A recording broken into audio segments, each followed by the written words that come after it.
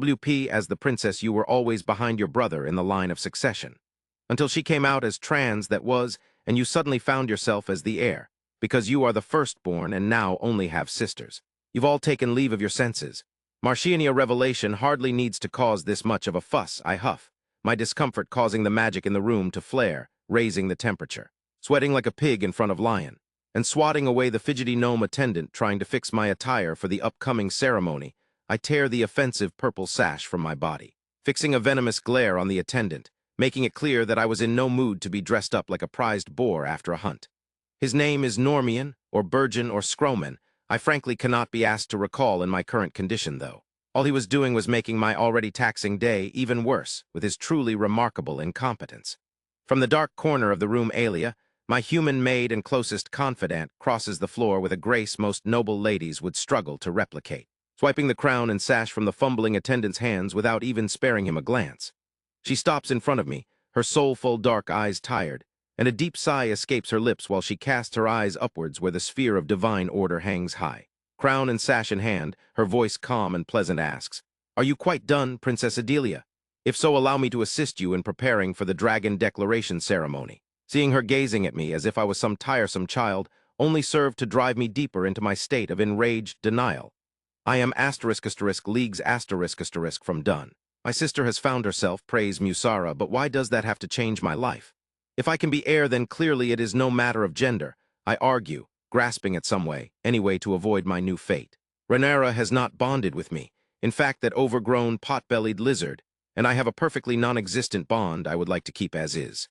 Not to mention, isn't the heir more a matter of competence?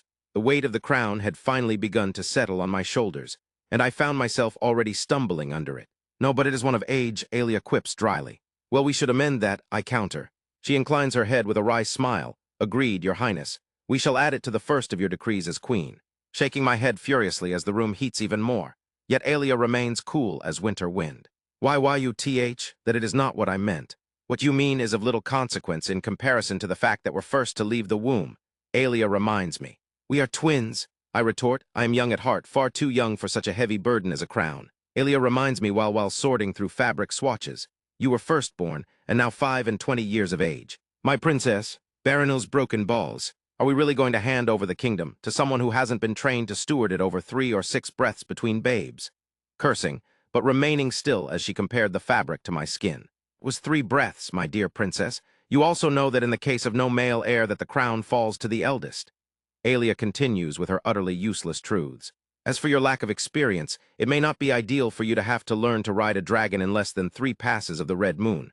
But you are the lass who destroyed, reconstructed, and then somehow lost the Beltor in a single night. So I have every faith in you to surprise even yourself." I rub the suddenly warm ends of my pointed ears, looking away from my useless complimentary maid to further lament my current predicament. It's the court I fear surprising. Why me? Martiania has always been the better heir. Father knows it, mother knew it, hell's below. Even that overwinged snake can nose it. Suddenly Alia stops her sorting to look me in the eyes.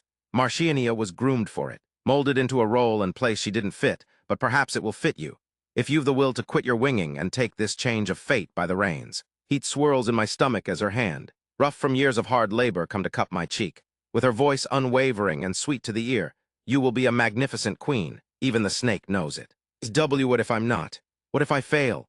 I ask, letting my fear seep into my voice as I look into the eyes of the person who knew me best.